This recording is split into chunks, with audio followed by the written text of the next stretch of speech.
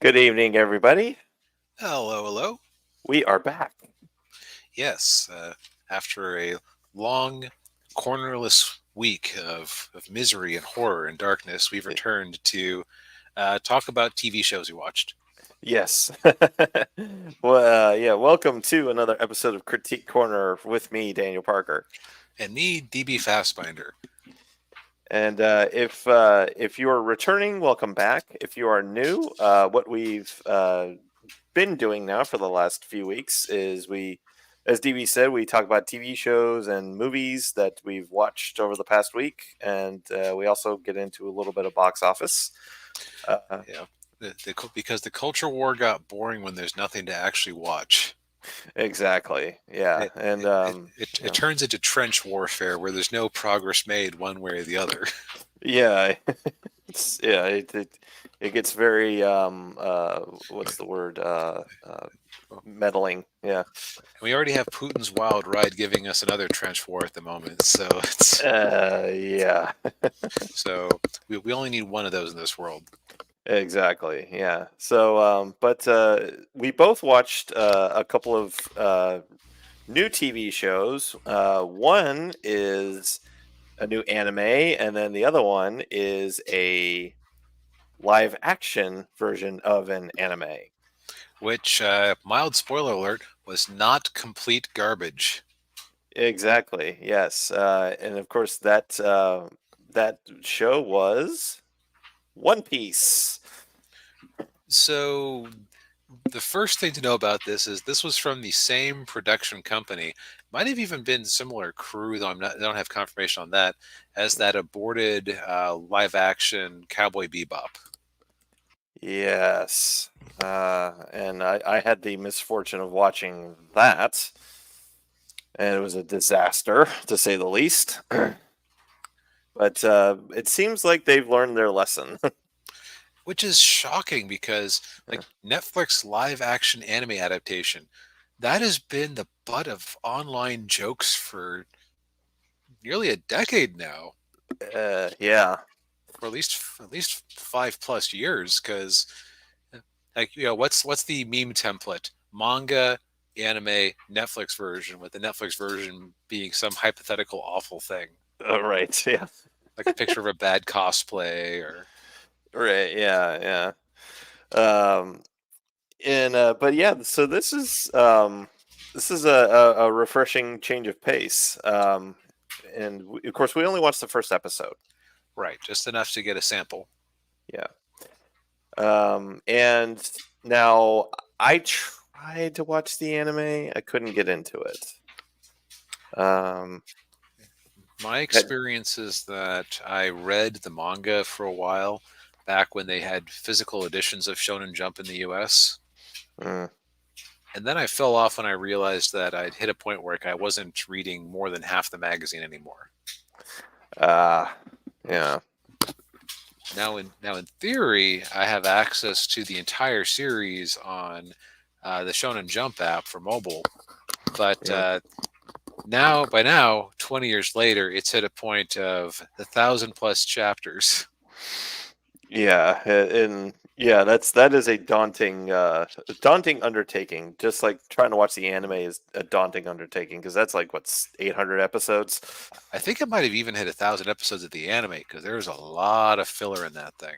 Oh yeah, yeah, In fact, uh, let's do a quick online search and find out yeah. how many One Piece episodes. 1,084. I think Oh, there's actually more episodes than there are volumes of the manga manga. or Oh, chapters of the manga. sheesh. I thought Fairy Tail was bad. Yeah, no. Um, so, spoiler alert: you are not getting the ending of One Piece in this show. No.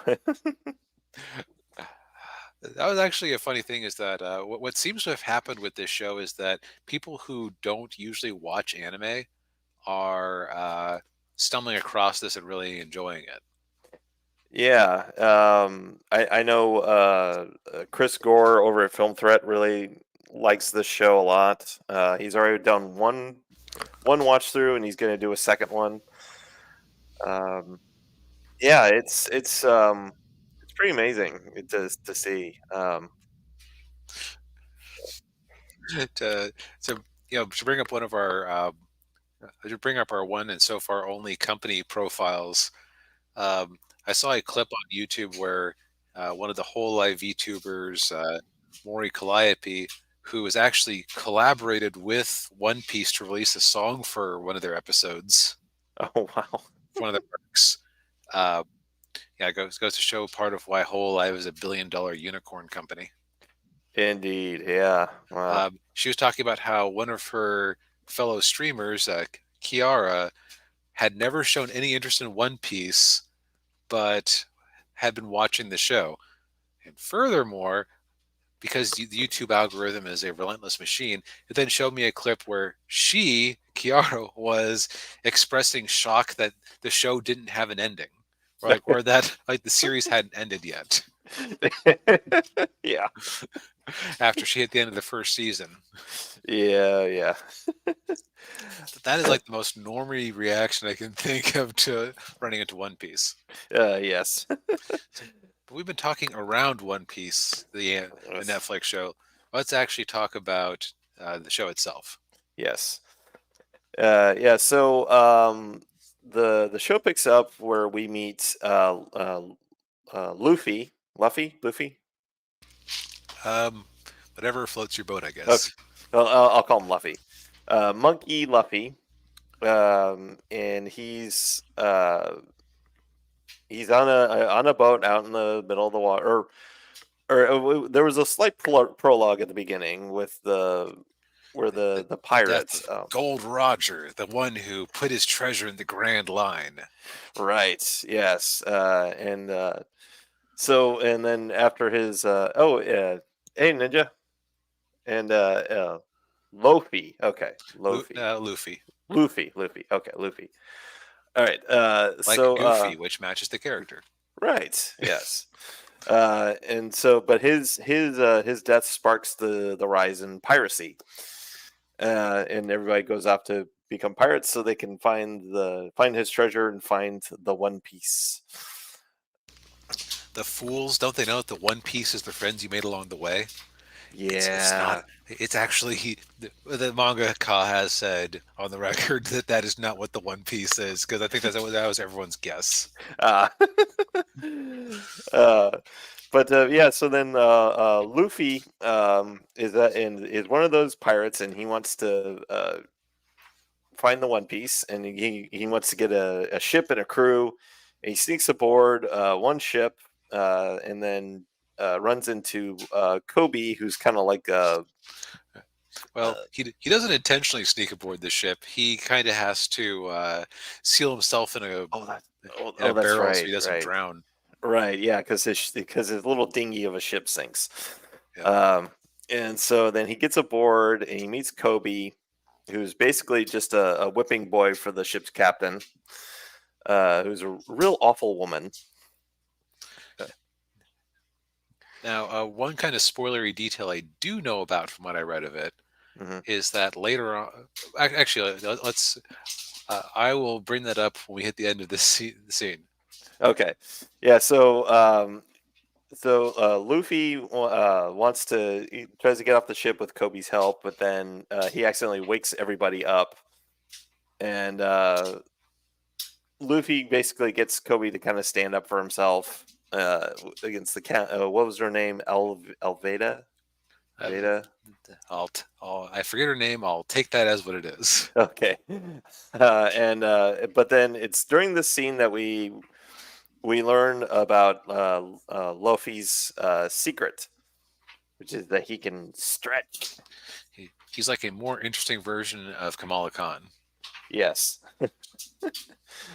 And we find out that the reason he can stretch is because when he was a kid, he ate this fruit, The devil magical fruit.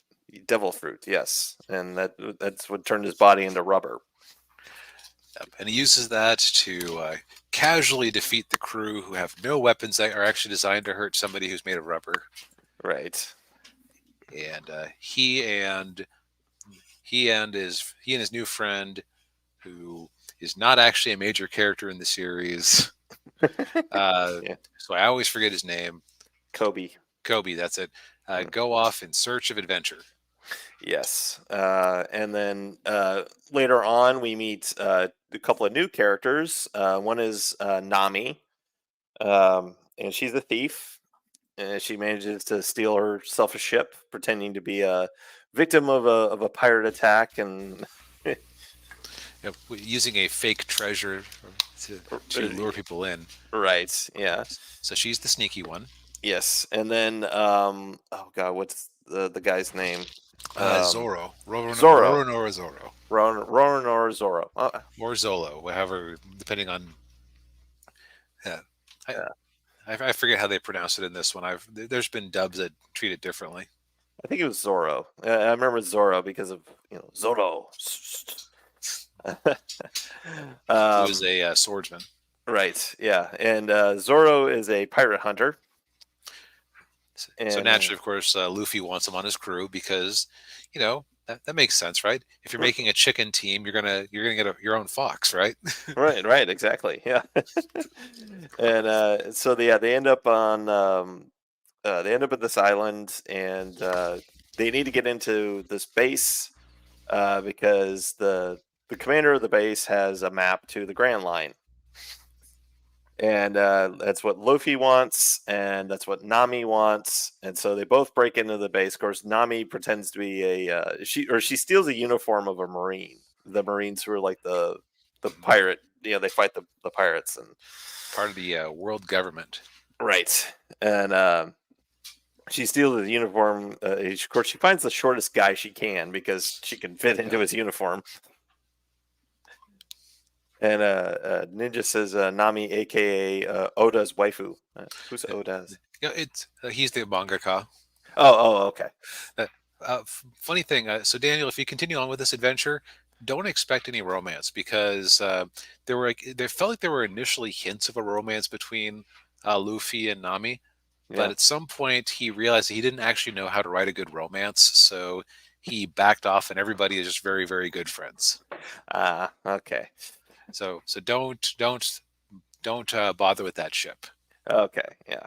There's Uh, already a ship that the pirates are. That's all the shipping you need for this series. yeah, exactly. So yeah, so they managed to get into the commander's office, and of course they can't get into the safe, or they can't crack the safe, so they have to rip the safe out of the floor, and then it flies out of the. Oh, he's also married. Oh, really? Well. That reminds me of a bit from or a comment from the Family Guy soundtrack, not soundtrack, the commentary, where one of the writers or directors was talking about how attracted he was to Lois, and like, so what would be required for you to actually have relations with Lois? It would be like a very complicated interaction between an animator and the voice actress, and Yeah. Oh man. yeah, so they managed to beat up the local guy who was his name Axe Hand or something like that, or Axe hand. Yeah, axe hand. Yeah, because he has an axe hand, and literally an Axe Hand. yeah, and his bratty son. Yes, Yeah. um, and despite the Nami and Zoro repeatedly declaring that they are not his crew, they end up going off together. Sans Kobe, who wants to actually be a Marine. Yes. Yeah, and so that's where episode one ends, and of course, that's all we know because we haven't watched any other episodes. But yeah, it's. I mean, I'll think I'll. I mean, I have a Netflix subscription, so I think I'll go and watch the rest of them. I could see my group I watched it with wanting to continue on. Yeah. As somebody who's seen more of the manga and anime, I think they actually managed to improve a few things from the original version. Hmm. So, just for example, Kobe was actually not originally part of that one pirate's crew. Ah. He was actually like a henpecked person on a ship that pirate then raided, and Ah. I believe Luffy was in the provisions that she stole. Oh, okay. in his barrel. Okay. So that cuts a lot of stuff out of the plot, right? Because like Right. Yeah. it's much more parsimonious. Yes. And the thing I was going to mention before, later on, the so they hired a heavy looking actress for the role of the pirate queen. Yeah. Um, or that pirate woman. She was much more grotesquely obese in the original. And then she ended up, but she was like so full of herself. And then she ended up eating a devil fruit that made her skinny, and she was actually hot, but she thought that her good looks have been ruined. Okay. So I wonder if the series continues long enough to hit Uh, that, are they going to are they going to recast? Was the actress wearing a fat suit in preparation of that? Or is somebody going to have to go on keto for a few months? I don't know. I haven't bothered to look up what the actress normally looks like. Well, let me do a real quick check here if I can. But yeah, although given how things are these days, they may just not even do it completely. Yeah, with jokes about Netflix casting aside. Yeah, yeah. Let's Uh, see. Oh no, that's not what I want. uh, Uh, while Daniel looks that up, speaking of, I would say the casting in this was very solid. mhm. There was some hesitation initially because like, oh, they race bent Luffy, Yeah, when realistically, like, it's one of those, like, it's a crazy fantasy world where everybody is mixed up. Like mm, it's very Caribbean influenced. So it's like, yeah, the Caribbean is like a weird mix of white and African, of yeah, various yeah, stripes and native yeah. elements, and so it's not inappropriate uh, to have race bending if the person fits the role. Otherwise, Right. Yeah. I will say that some people might want to have the subtitles on for Luffy's voice actor because he does have a bit of an accent. Mm, I could parse it out, but I know people who wouldn't be able to. yeah. Yeah, I would agree with that too. And the actress the character's name was, I was right, it was Alvita. Hmm. And no, she is rather large. So Okay, so either the recast for that joke or she's got to months of go on a, yeah. months of keto and months of chicken and broccoli.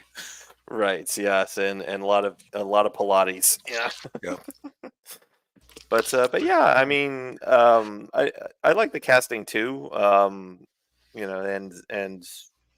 I think that yeah, it's The other improvement is that in the original manga, you just came across Zoro in the position where he's tied up in the stock and pillory before Luffy uh saves him, because he had been like promised, like, that he wouldn't be punished if he could spend a month without food and water out there. uh Where in this one, you got to see like him actually do a battle scene, be a yeah. bad, and you actually saw the incident that got him arrested, which was pulled from something that happened. Like, that little girl was originally like sorry that she had gotten him in trouble for an off-screen incident, and that's when she was feeding him the rice balls with chocolate. Okay. So like rejiggering things actually improved quite a bit, in my opinion, because like you got to actually see some things that you just heard about. So Right. Yeah. uh, and you can see why this production had the blessing of the mangaka. So, Yes. Yeah. And I think that he actually worked with the show, didn't he, or did some. yeah, I Yeah. remember him being very enthusiastic about Luffy's actor. Yeah. Yeah. Well, I'm just glad they learned their lesson from Cowboy Bebop. I just wish Yeah. they had done what they. I wish they had done for this show what they're doing with this show. They did it for Cowboy Bebop. Call Me Chato actually had a good video where he broke down why, in his opinion, they could pull this off better than Cowboy Bebop, even without the lessons learned. That's Yeah. interesting. That was an interesting watch. Oh, the one criticism I will give, it's also a praise, which is going to sound strange. Yeah. Uh, the show is very true to the visual style of the manga. Hmm. This means that you have like a lot of little you have a lot of little. Uh, One Piece is more niche than Cowboy Bebop's is Holy Ninja. Uh, I don't know. It's outsold uh, Batman at this point. And the only thing left is Superman. yeah, It's Superman. That's because they have like a century, nearly a century's worth of comics. I think I think what he might mean is that it has a more devoted, a very loyal, devoted, more of a loyal, devoted fan base than Uh, yeah, oh, yeah. To adult audiences, it's going to be kind of strange because yeah, like there's like a male bird, and the male bird has a hat like it did in the original manga. The way they yeah, communicate is there are these snails that act like wireless phones that they can use to call between other snails that, but they have a handset shell on them. yeah, yeah, Um, the axe hand, whatever the marine's name is, yeah. he in the manga it was clear that he had like a prosthetic replacement lower jaw from his years of stuff. And the new one, it looks like it's CGI enhanced, but it still kind of just looks like it's an applique that he puts on over his face for vanity purposes. Right. Yeah. So like there's some visual elements that kind of work and then some that don't quite. Right. Yeah. So but your mileage may vary because it's at the very least it's way truer to the original visuals than a lot of other series we've seen adapted. Yes, that's very true. Yes. All right, Right. on to the next thing. Yes. And now for something actually fairly different. Yeah. Yeah, I'd say so. So this is an anime that a friend of mine recommended I try out, and once I had gotten 3 episodes, that I said, you know, Daniel might like this, so I inflicted it on him. Yeah. Yeah. It's definitely different. Yeah. It's I and it, of course, coming from somebody who's not really a big fan of zombie media, with a couple of exceptions. This was really it's a different take on a zombie apocalypse, which I do appreciate. Yeah, I'm actually in the same boat you are, where I'm not a huge zombie guy, so like Mm. actually enjoying a zombie survival story really surprised me. Yeah, yeah, because because it's not your typical zombie survival, you know, uh, survival show. It's not The Walking Dead where it's just misery and more misery and more misery. Right, like that is the point. That's a good point. This might be the most hopeful zombie story I've ever seen. Yeah, yeah. So but yeah, No, but so we haven't actually said the name. Zom 100 Bucket List of the Dead. yes, yeah, yeah, and the title of every episode is something of the dead. Uh, so the show opens where we meet the main character's name is Akira, and he's mid 20s and working for a soulless exploitative corporation. What they call in Japan a black company. Yes. And Ninja says, "I don't like zombie survival. I like zombie genocide stories." Now, to clarify, do you like the zombies committing genocide or being genocided? Mm, that's a good question. Um, but yeah, so he's working for this awful company. He's got he sleeps at his office most days, and this goes on and been um, being genocided. Okay, I was gonna say I can't think of a lot of stories where the zombies are committing genocide except for against humanity in general. Uh, right? Yeah. Yeah, like he has to sleep at the office most days. He's always like doing multiple assignments at once, being abused. Right, and the only solace that he has is the girl that works in the office and counting that he has a crush on. Who he blatantly knows is the president's side piece. Yes, um, and this goes on for 3 years, and until one day, a zombie apocalypse occurs, And rather than just completely break down and is just despair and everything, he's like, I don't have to go to work today. Yeah, he's so broken down by his awful day job that a zombie apocalypse seems like a vacation. Yes. So he takes this as just a great sign that, I can do whatever I want now, and he does just that. And a lot of regret of what was the last 3 years of that hell for if the whole world was going to end. Right. Yeah. And so then as the series progresses, he's basically going around. He's trying to do his own thing. So what he does is he makes a bucket list of things that he wants to do before he gets inevitably turned into a zombie. Hmm. And it's called 100 because he's trying to get 100 things, but at the end of, I think was it the second episode, he has what, 30-ish, That somewhere around sounds there. right. Yeah, and it's all like kind of innocuous or just kind of like fun stuff. And I'm trying to remember one, like ride a motorcycle, I think was one of them. And then I think it's the third episode where he reunites with his old college friend. They played rugby together. That's another thing too about Akira is that he played rugby, so he's physically, uh, he can do a lot of physical stuff, to He can evade. pull off a lot of impractical things. Right. Yeah. Um, and uh, and then I think it's and then the second episode is where he meets the girl that's in the picture here, and she's kind of like a risk analysis type person. She's always, Right. she has her motorcycle or her bike out in front of the convenience store with a GoPro that's Right. watching the area, and Right. Very serious.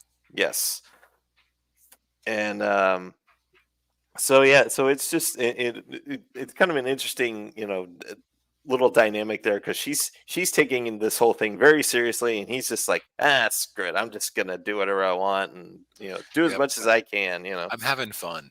Yeah, and of course then we meet his buddy, who is the kind of the typical like pretty boy, go getter type guy, and Mhm.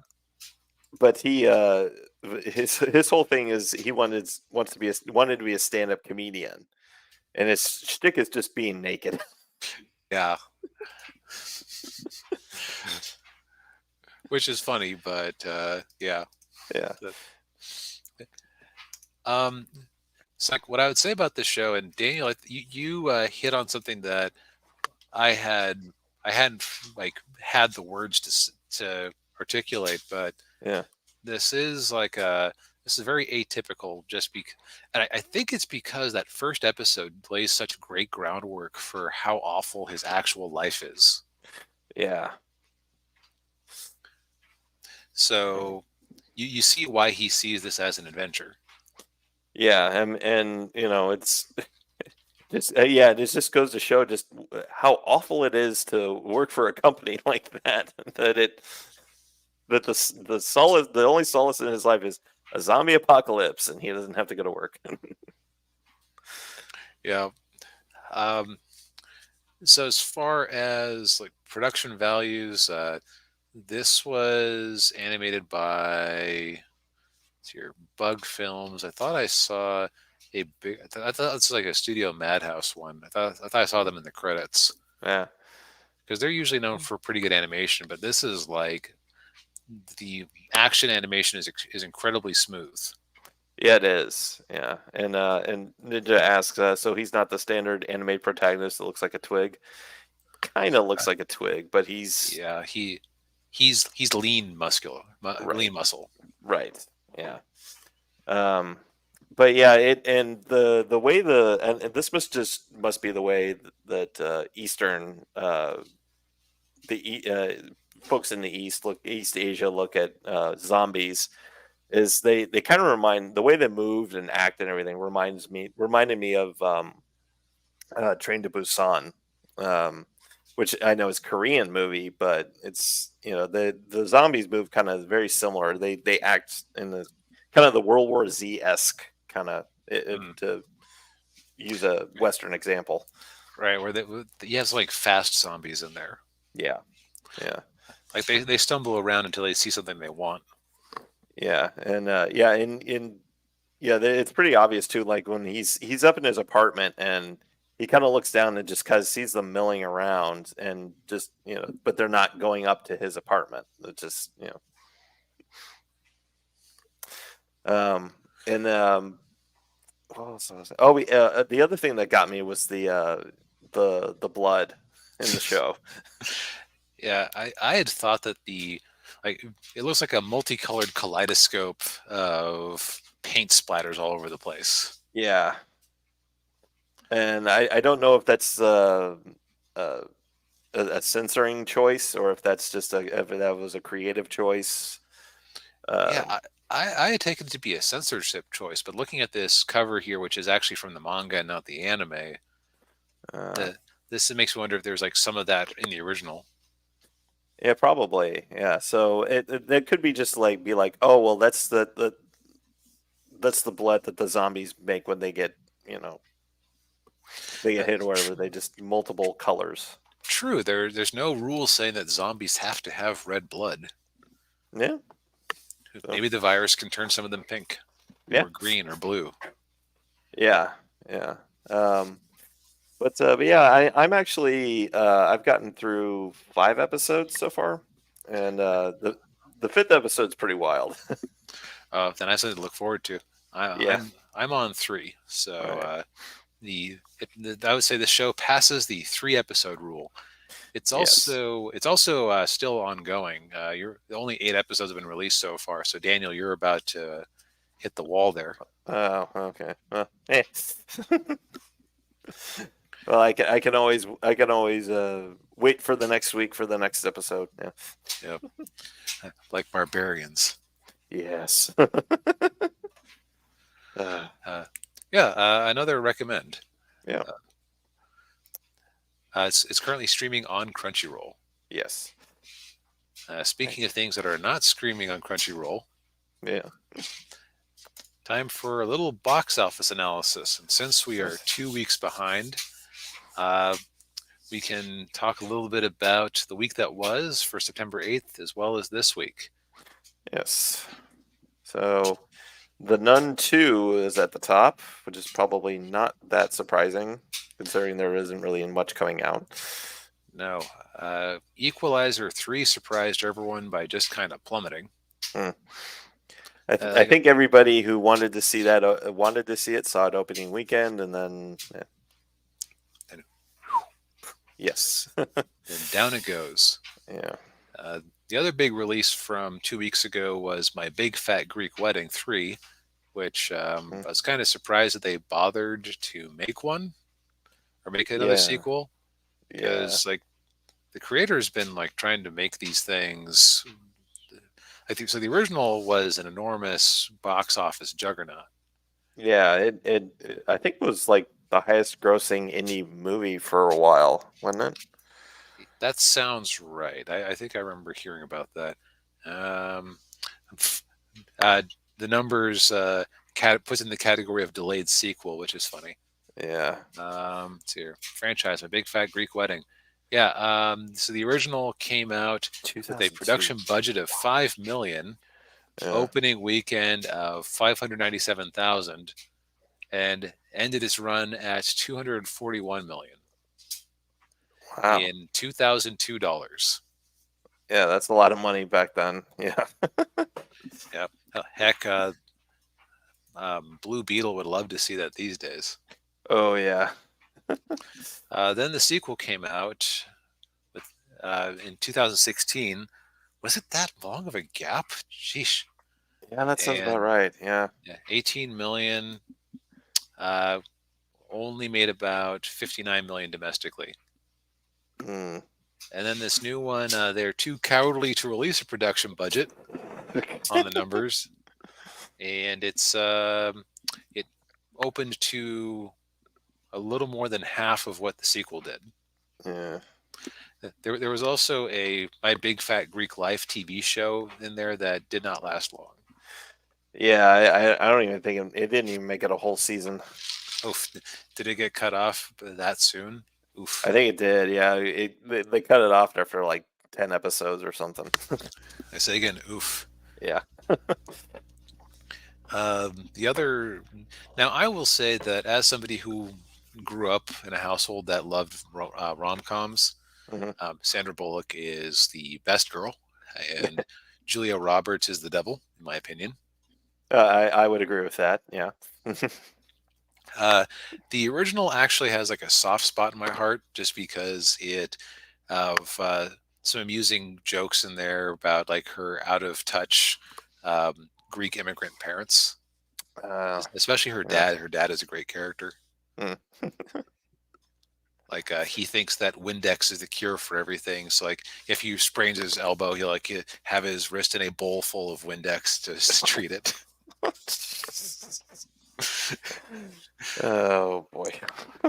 So just that kind of like tame humor. Yeah.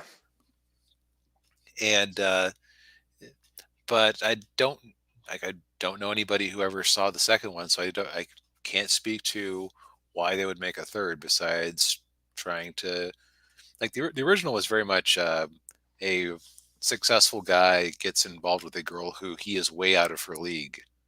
Yeah. Yeah. But so it's very much like I don't know, singleton or housewife fantasies. Okay. Yeah. But it's well meaning and cute. Mm. Yeah. Actually a mild recommend. Yeah. Okay. Um, but yeah, who thought we wanted another one in 2023? I'm not sure. Yeah. Well, and the other thing too is the actress in the movie. I mean, you could kind of see it from the poster there. She's actually lost quite a lot of weight since the first movie. Yeah, it should be called like My Big Keto Greek Wedding now. Yeah. Yeah. Uh, less less pita, more more zithra cheese. So, yes. Uh, And yeah. but yeah, so yeah, this will.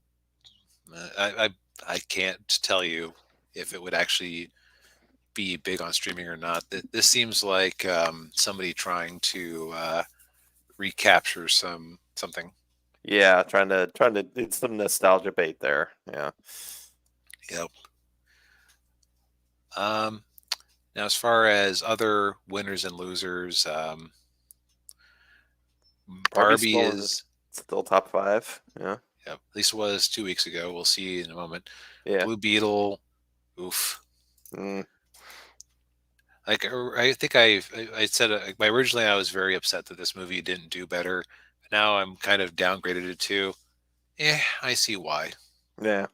Uh, It's got some issues, but it's not a hurtful movie really. Yeah. Um, I will say that thanks to Barbie, Warner Brothers didn't have a completely disastrous summer. Yeah, that's true. Considering that Barbie has to make up for Blue Beetle, Flash, Meg 2, The Trench. Shazam from earlier in the year. Yeah, yeah. I don't know. Like just that difference in performance is really making me wonder if somebody at Warner Brothers is whispering in Zaslav's ear. Do we really need a connected superhero universe? Maybe we just pull back and see what Gunn can make of Superman before we commit to anything. It wouldn't surprise me if that wasn't the case. Yeah. Because the way superhero movies are going now, the downward trajectory. I mean, yeah, I, yeah, I would be very cautious. Heck, even TMNT is kind of a superhero movie. Yeah, And it's eating it despite everything I've heard about it being actually a good movie. Which Daniel and I were talking before the show that Paramount Plus is weirdly, like, at least it's my favorite non-Crunchyroll streaming service at this point, because okay, like, my problem with when I have a Netflix subscription available is that I often can't find anything I actually feel like watching. Yeah. It's weird. Like, they have this, and like, friends or family will show me a movie or TV show on there, and it'll be totally fine or Yeah. even good. But there's just something about the way that they present their shows with, like, those trailers or the descriptions or whatever, that Yeah. always makes them seem worse than they actually are. I don't know what it is. Like, they just have this anti-marketing. Yeah, it's odd. Yeah, I will grant you that. Yeah. But like, they objectively have the best collection out there, especially. But there's a lot of stuff to sift through, and it can be very hard to actually identify if it's something you're interested in. Yeah, my I had a cousin who a woman female cousin. She compared Netflix to Forever 21. Of course, I've never shopped at Forever 21, but she's like, Forever 21. It's like you find you find a few gems of clothing in there, and Mhm. the rest of it's just crap. It's just a bunch of stuff. Yeah, But like, Paramount Plus just keeps having things that are at least somewhat interesting. Like, you watched Transformers a few weeks back. They have that. yeah, Now they have Ninja Turtles, which, man, that's embarrassing after about a month in the theaters. yeah, So, yeah. so maybe that should be our one of our things of the week at some point. We can do that next week. Yeah, Yeah, that sounds fun. yeah. Um, Now, if we move ahead a little bit, also Warner Brothers has one advantage. It had Barbie, unlike Disney, that had nothing, Yeah, absolutely nothing. yeah. Um, we fast forward a week, and The Nun 2 is still up there. Mm, Equalizer is still fading fast. And the new yeah. Haunting in Venice movie, which just put Hercule Poirot's name in the title so that people know it isn't actually a horror movie. Yeah, yeah.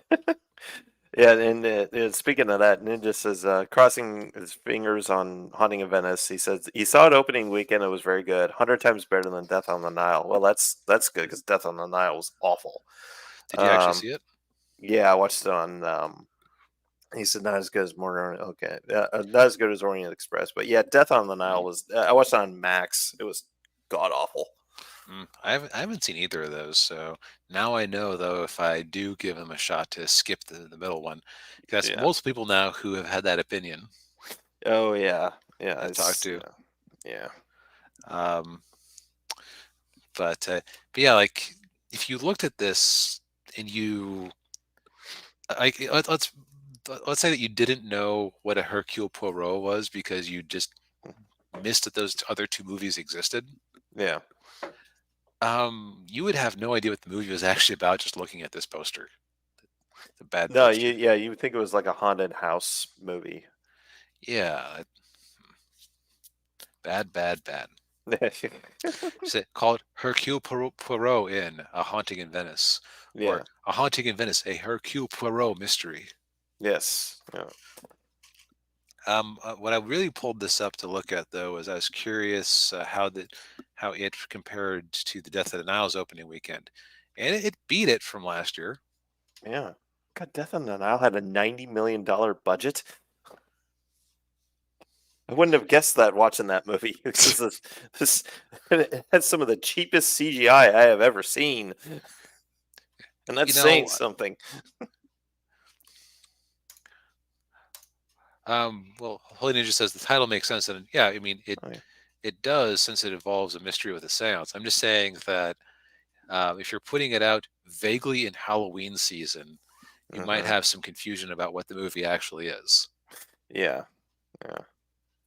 Ninja says, "Death on the Nile failed as a mystery movie." Yeah, they don't present all of the clues, so it makes the solution feel like it came. Yeah, I noticed that too. Yeah, Oof, that movie was just a mess all around. Yeah, I know. once But again, they're too cowardly to say what the budget on this thing was. Well, it's. I'm sure it's probably somewhere around Death on the Nile, around Yeah, 90 million. yeah. I mean, I would say that the one advantage it might have is depending on when it was being shot, because like any movie that came out that was like produced during COVID times, a lot of its budget is going to be inflated by the production restraints, Right. Yeah. buying mountains of Clorox and Yeah, and paper masks and yeah. and being limited for how many people you can have in a scene and so on and so on. Right. Yeah. Let's see here, yeah. So the only really big or big release that came out, because of course Yeah. September is usually kind of a dead zone for the movies. Right. Yeah. Um, to kind of pull, can you? Yeah, Blue Beetle didn't really improve its standing week over week. Mm. Barbie is now out digitally, Oh, that's right. so Yeah. the fact that it's still clinging to the top five stubbornly, well, it does point out. I guess it's kind of in that Top Gun category where it's like it's mostly spent, but there's not much else. So people who are late to the party are going, well, I feel like going to the movies. Yeah. I also try this Barbenheimer everyone's been talking about. Oh, yeah. It is kind of hilarious to me that Barbie and Oppenheimer just were like they were um, linked or they were joined at the hip mimetically, Yeah. but there's like this weirdly consistent trend where Oppenheimer always seems to make almost exactly what Barbie made in any given week as Yeah. we were reporting on it. Yeah. Yeah. And then probably about a month into it, that's when they kind of Barbie started to pull ahead.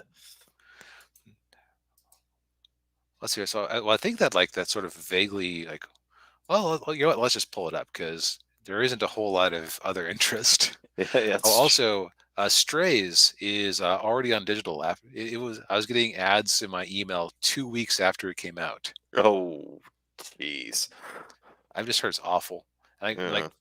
which is not surprising considering that that is not what I wanted. I wanted Oppenheimer, and I clicked on the wrong thing. Okay, so nearly $1 billion. Wow.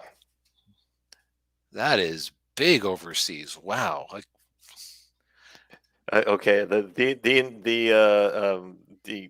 inevitable question I have to ask: how did they do in Japan?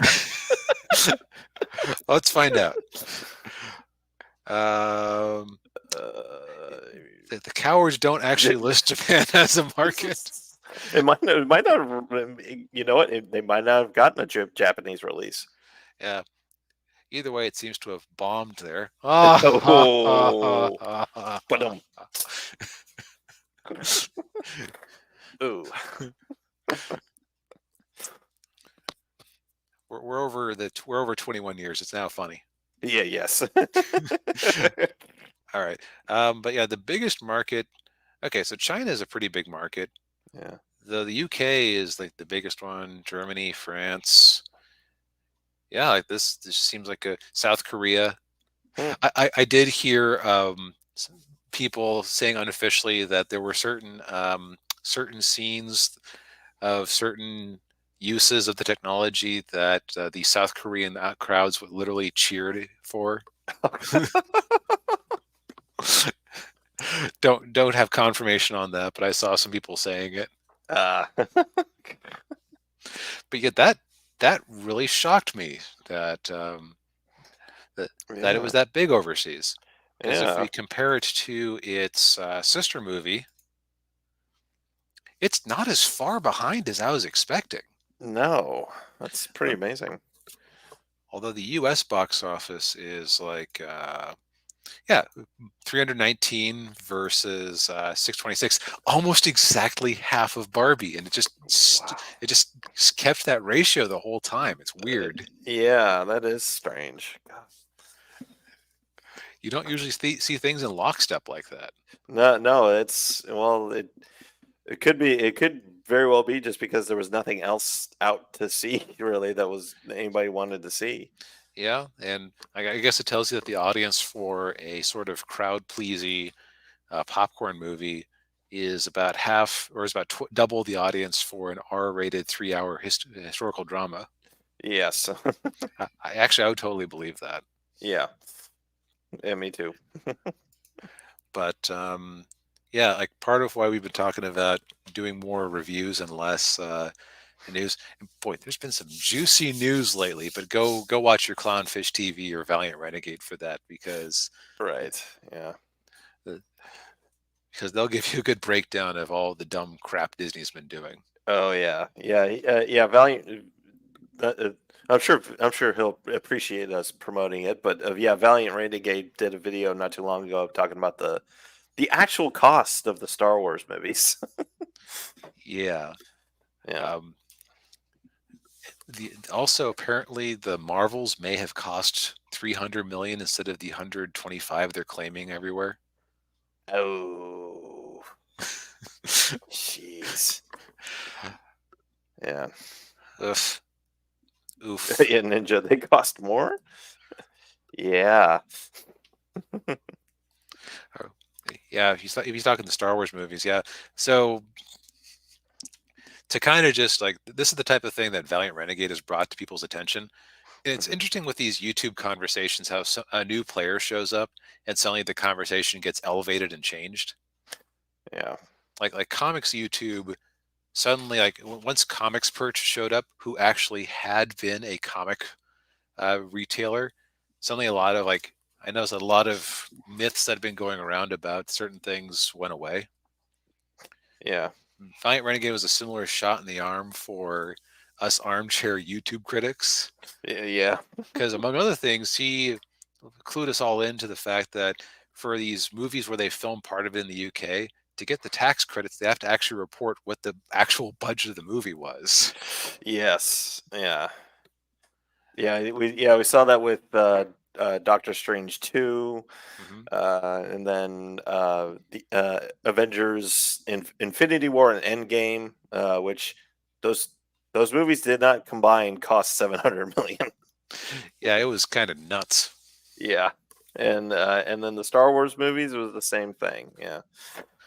Yeah. Yeah, who would have thought? Yeah. But Um, so yeah, so like so the any numbers we have on here, I now really suspect, but short of pulling up those UK things for movies where they film some in the UK, what else can we do besides go with them and just go, well, assuming the numbers are good. yeah, that's really all we can do. Yeah, it's sort of like exit the exit polls in the 2004 presidential election. Like Yep. they they may be wrong, but that's all we got. Yep. All right. We got one more thing to cover, our classic movie of the week. But before we do, Yes. I need to go take a quick bio break. So Okay. I'll be very short. All right. Uh, let's see. What shall I discuss? What shall I discuss? Oh, well, I'll save that for later. Um, well, I guess I could mention real quick that the Guardian Angel production is moving along and should be. I've gotten some early proof stuff that's come in. I should probably update the campaign, but actually, yeah, I should update. I'll update the campaign once I get everything together. But yeah, it's moving along quite well, and it should be going into fulfillment. Hopefully, very hopefully soon. Uh, sooner rather than later. I will say that. And hey, Chinggis, good to see you. And yeah, and it's yeah, yeah. Well, when nature calls, as they say. But but yeah, that should get going pretty well. And Uh, oh, and if anyone out there is curious, don't bother watching Ahsoka. Oh, it's it's not that good. I've actually watched every episode of that show so far. It's not worth your time.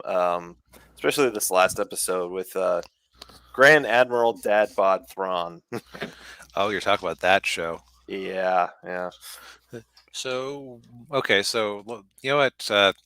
We can have a bonus here. Mm. So I've heard people say nothing good about their version of Thrawn. How bad are we talking?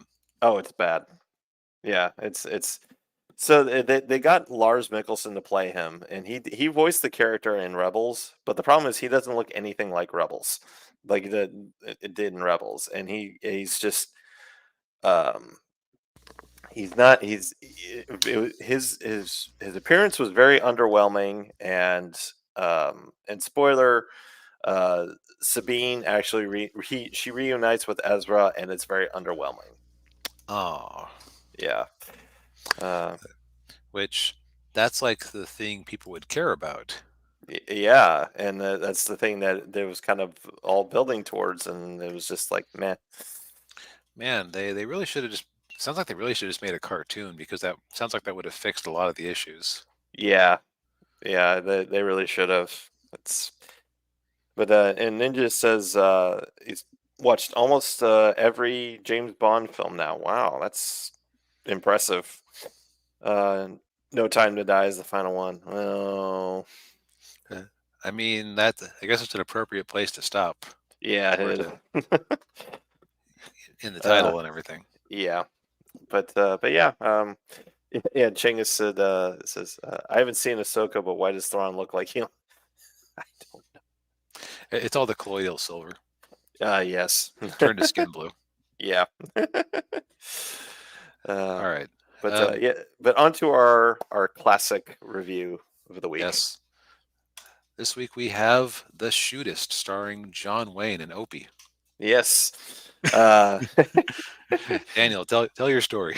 okay. Yes. I'll tell my story. So, uh, my father went to high school in the L.A. area at the same time that Ron Howard was also going to high school in the same area at the same time.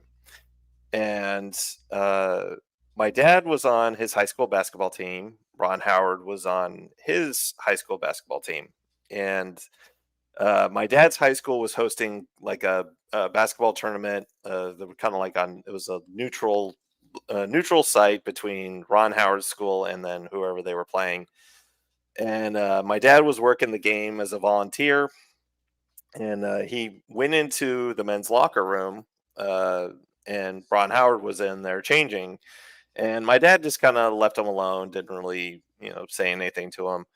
But the guys from my dad's basketball team were all in there looking at him like, oh, it's Opie, and Ron This would have been Howard's. before he was on Happy Days, right?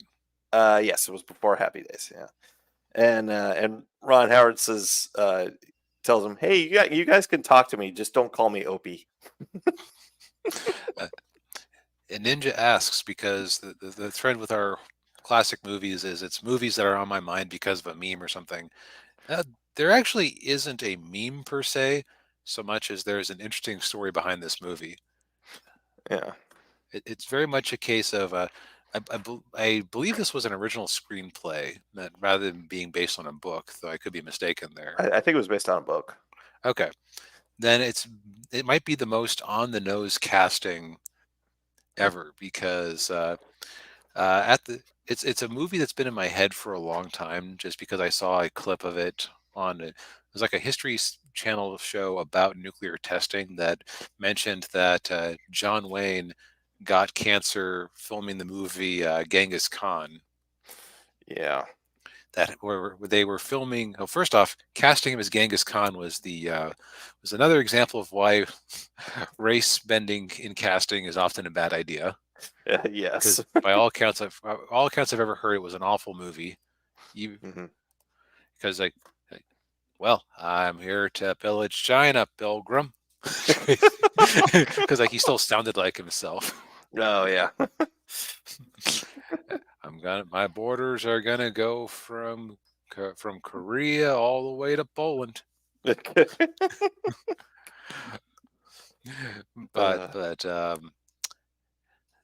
and there was like a scene where the doctor is telling him his diagnosis. It's like, well, can't you cut the cancer out? I'd gut you like a fish. yeah. So the Shootist is the story of John Wayne. John Wayne's character, J.B. Brooks, who, John Wayne was actually dying of cancer at the time, and Daniel told me that he only had one lung while making this movie. Yeah. Yeah. And he's feeling out of sorts, so he goes into town in, I think, Carson City, was it? Carson City. Yeah. Yeah, Carson City, Nevada, in 1901, and he learns from Dr. Jimmy Stewart that that he has the big C, and he has like maybe 2 weeks or 2 months to live. Right. Now, J.B. Brooks is presented as he was like one of the last gunfighters. Hmm. He'd been a lawman, but yeah, he was known far and wide for having killed 30 people over the course of his career. Yeah. Yeah, and they showed, and they had the opening narration from Ron Howard, and they were showing a bunch of clips from other John Wayne movies. Okay, I was trying to figure out if those, because the Wikipedia page didn't actually mention those. It mentioned that Yeah, I saw. yeah, I looked it up on IMDb. Let me see if I can pull up the other movies, that the clips that they showed in there. Because I was thinking, like, he looks kind of younger in these. Like they wouldn't film like new black and white scenes just for the sake of a flashback, would they? But that seemed too odd. Yeah. Let's see, where is that? Okay, here we go. Connections. So, okay, one of them's Red River, Okay. Hondo, Rio Bravo, and El Dorado. Okay. See, I'm kind of a Western novice, so I haven't seen any of those movies, so I didn't Uh, recognize any of the scenes. I'm a novice too. I recognize the titles, but I've never seen them. So, yeah. Yep. So yeah, so anyway, he comes into town, and you learn that his philosophy is, I will not be insulted. I will not be that. What was, Uh, I'm sorry. trying I to will not remember. be insulted, and I will not have my hands laid upon me. Right. Yeah. There was a third thing. I can't remember. Um, Let's do this. Oh, that's right. I won't be wronged. I won't be insulted. I won't be. I won't be laid a hand on. I don't okay. do these things to other people, and I require the same from them. Mm. Yep. So yeah, that's his philosophy lives by. Doesn't always seem to stick to it because he is sometimes pretty quick with the insults. Though it's usually the Bugs Bunny rule where people will wrong him first. Right. Yeah. So having been told that he basically has 2 months to live, he ends up renting a room from this woman, the widow Robinson. Yeah. Played by Lauren Bacall. Yep. Yeah. And she has her irresolute, drunkard, aimless son, Ron Howard, Right. who, listening to Ron Howard talk, I keep thinking to myself, he and Mark Hamill were basically the same person in the 70s. Pretty much. Yeah. They sound so similar, and they Yeah. functioned so similarly as just like young aimless men. Yeah. High voice. Yeah. Yep. Um, and the movie is like if you it's interesting in that the antagonist is really just death. Hmm. Yeah. Yeah. The ever looming inevitability of his of his death, and yeah, him trying to figure out how he wants to go out. Like finished business, his bucket Yes. list, to bring up our review from earlier. Right. Yeah. And yeah, so he meets with, yeah, so the doctor Jimmy Stewart gives him a bottle of laudanum, which is back then was those old painkillers, basically opium and alcohol. A winning combination if I ever heard one. Yeah. Eh, eh, Um, and like he has that, and it's just like him interacting with people who, some people go, oh well, he's still got a name, so we can kill him and get famous. Right. Yeah. And yeah, yeah, there's a scene in there where a couple of guys try to take him out in his room. Yep, in his sleep. Yeah. You also have the conflict of, you have this hard living guy who, living under the same roof as this churchy reserved woman, and Hmm. just like their conflicts about his lifestyle and everything. Right. Yeah. And yeah, she doesn't really appreciate having him around, but then she kind of warms up to him a little bit. Yeah, but there's still that friction there. Yeah. Yeah. And it doesn't help either that her son, Ron Howard, hero worships the guy. Yeah. Right. Ma, he killed 30 men. Yeah. Like that's the greatest thing he could do. Yeah. And he yeah, when he finds out who he is, he's just like, "Oh my god, he's in our house." Yeah. Yeah. Um, and over the course of the movie, you kind of see some people who, in a typical John Wayne movie, would have been established early on as antagonists, right? You Mhm. got this sharpshooting card dealer. You've got an old enemy of his from his old life. You've got just the asshole milk delivery man. Right. Yeah. Yeah, and yeah, you would have gotten a little bit of their backstory, in the earlier scenes. Yeah. But and yeah, we are about to spoil the ending, so let's go ahead and give our if you want to see this movie, it is on Paramount Plus. I'm Yeah. sure it's in other places too, because movie made in 1976. There's going to be they're not going to be bidding or for streaming exclusivity or anything. Right. Yeah. Yeah. Um, I would say that this is what I really liked in this movie was the dialogue. Actually, like the dialogue and the performances, because like Mr. Books there very rarely says anything directly. Right. Yeah. The dialogue and interplay is great. We also left out another great character, the sheriff, Oh, right. who's Yeah. who was played by one of the guys from MASH. Harry Morgan. Thank you. Yeah. And He was Dragnet too. I didn't. Okay. Yeah. Yeah. So yeah, another veteran actor, Yeah. and he is so slimy Oh, yeah. because he's just like crowing over the fact that JB Books is doomed. Yeah. Partially because Yeah. JB embarrasses him early on, but Yeah. Yeah. And of course you've also got this the reporter in town who's oh, that trying to was a make a buck off of him. that Yeah. was a great scene. Uh, Yeah. like at first it seems like he just wants to legitimately interview him, but then it's like it's clear that he's just going for the most yellow journalism possible.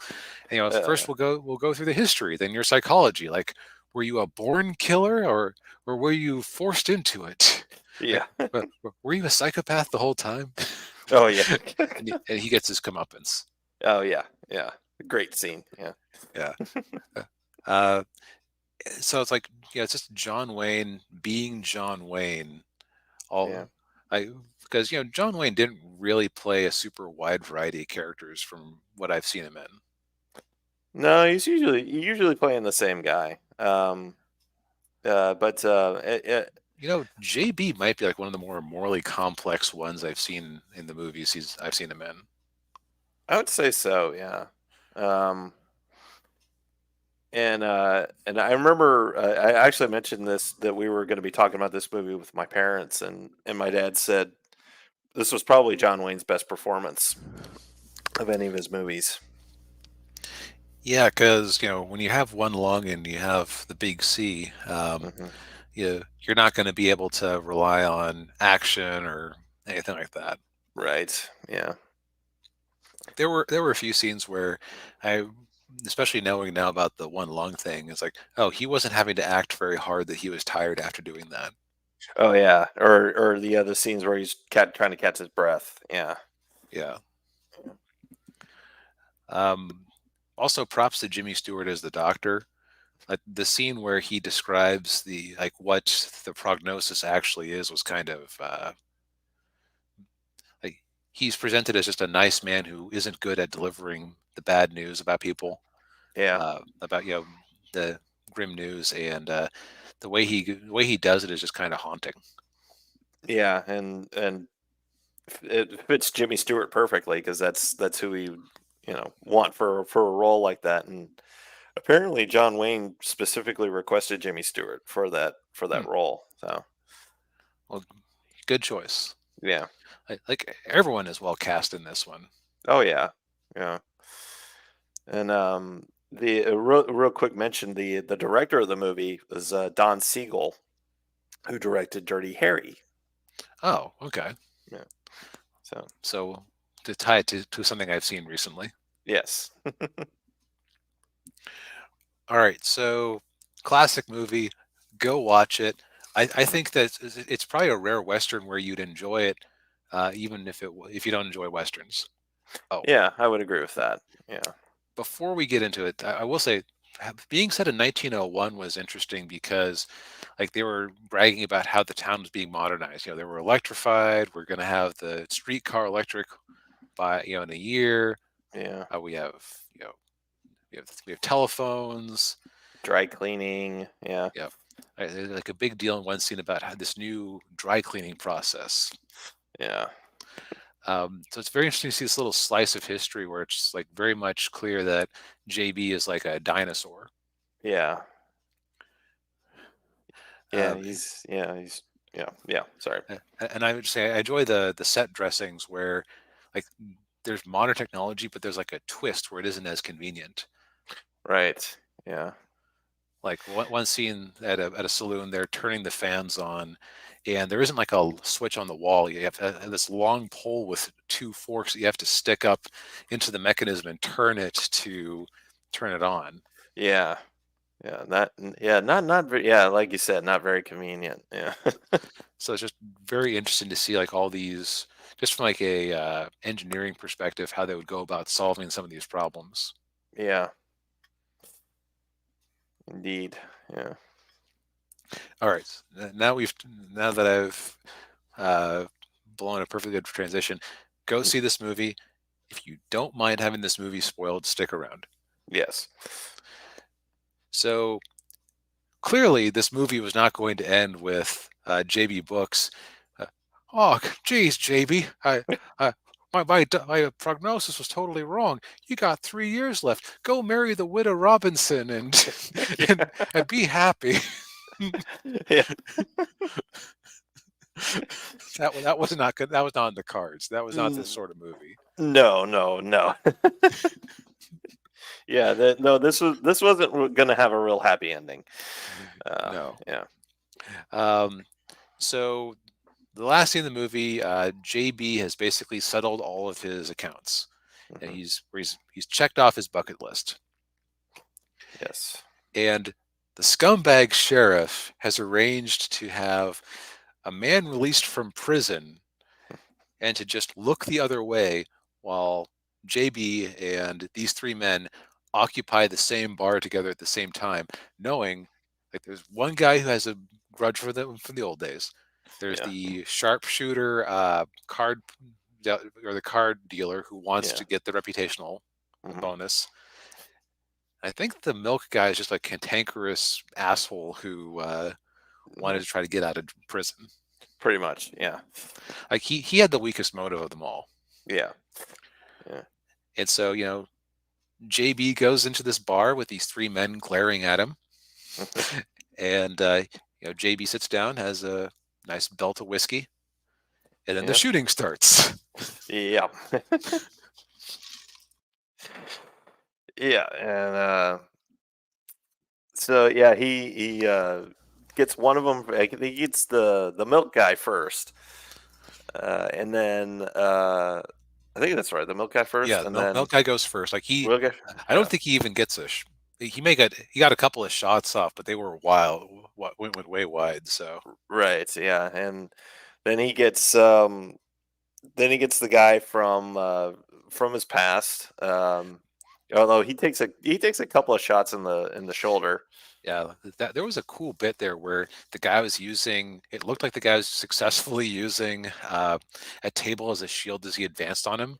Right. Yeah. But when he dropped, it's like, oh, he's full of bullet holes. Yeah. Yeah. It turns out that tables don't stop revolver shots at at close range. No, it just goes through like paper. Um, Although, like, I was about to credit the movie's realism, but man, the '70s blood was awful. It was, yeah. And a little side tangent. It wasn't really until the '80s when they figured it out. It was Tom Savini figured it out. Yeah, there was another makeup guy, Dick Smith, who had his own blood formula, which is apparently the blood formula that they used, and Hmm. Tom Savini got it, and yeah, so now made the blood formula. But anyway, yeah, Yeah, yeah, like it just bright fire engine red. yeah, yeah, kind of looks like melted crayons. Yeah, Yeah. But anyway, so then the card dealer gets the closest, but he still takes a slug to the head. hmm Though by this point, without medical attention, JB is, he's gonna go.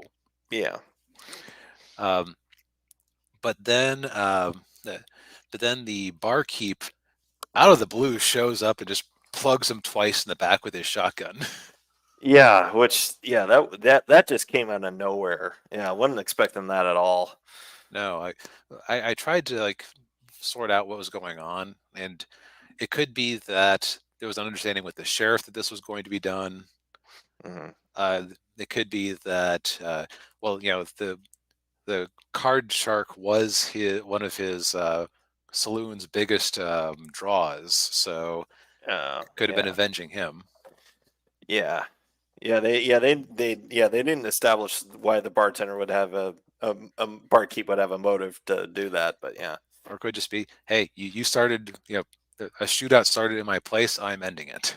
really, yeah. But then, yeah, and of course, at that same time, that's when Ron Howard comes in and tries to warn JB about it, but it's too late, and then he gets JB's gun and guns down the barkeep. Yep. In this really nice understated moment, um, Ron looks at the gun in his hand Mhm. and, like, because they'd had a conversation earlier in the movie that we didn't talk about in the non-spoiler Oh, section, right. where JB teaches him to shoot, and JB just says, the different, you know, Ron notices that his cluster of bullets from when they were practicing shooting wasn't much worse than JB's. Mhm. And then JB says, it isn't about being the best shot. It's about not hesitating. It's about that being willing to kill. Yeah, And in that moment, while the barkeep was fumbling to reload his shotgun, yeah, uh, Ron didn't have that hesitation. yeah, But he looks at the gun and just tosses it away. And JB's last act is to nod once, like, uh, yeah, and you get the impression that the encounter with JB Books really just, like, he'd been, he was a drunk. He was like, he would drink at work. He idolized this murderer, yeah, or at least this manslaughterer, depending on yeah, how you took things. yeah. Because as far as you could tell, he had never like really gone on the offensive necessarily. hmm It was always in reaction to someone else's attack. Yeah, But, like, you get the impression that he'd talked earlier about never being sure what to do with himself and just sure that the right thing would come along at some point. yeah, And you get the impression that that moment set him straight. mhm, Because, like, the last line that's spoken in the movie is the guy from the old days calling out that it was, that was for my brother, or right. that was for my Yeah, brother. Yeah, that was for name of brother. yeah, And that's just him. It was just Ron quietly, lays his coat over to cover JB, and then Mhm. walks out of there with his mom trailing behind, with with her silently knowing what happened. Yeah. And Jimmy Stewart is there looking totally distraught. And Yeah. and the moment where I was like, if I was doing a Mystery Science Theater 3000 of this thing, earlier in the movie, when he was describing the awful death that was waiting for JB, where he would literally wake up screaming. Yeah. He's like, were I a brave man like you, I would not choose that death. Yeah. Um, and in that moment, the thought popped into my head. Oh, geez, JB, I was talking about offing yourself, not getting in a gunfight. Jesus. Oh. Oh no, jeez. Oh. Oh, Yeah. Undertaker was. We met the Undertaker of the town, who was like Oh a yeah. slimy old vulture with like gnarled hands. Oh yeah. Yeah. He was making out like a bandit that day. Oh yeah. Well, Ninja liked it. uh, But yeah, like that was it was a downbeat movie, but you felt good after watching it. yeah. I think it's because they tied in that bit of hopefulness in with the end, Yeah. uh, with Ron, with Ron's life being changed. Yeah. Yeah. Yep. So yeah, definitely give this movie a watch. If you're, if you're able to, if you get, like we said, it's on Paramount Plus. So Yep. yeah. Which again, like just oddly my favorite streaming service at this point. Yeah, I think everything. Actually, I think all of the classic reviews have been on Paramount Plus. Yeah, like Hulu is up there too, which I sponge off somebody, Yeah. but I don't know, like I'm just better at finding things I like on Paramount. I don't know what it is. Yeah. Yeah. Paramount made a lot of really great movies. I guess, yeah. Yeah. Oh, I think we might have had to go to. Oh, we went to Hulu for Glengarry.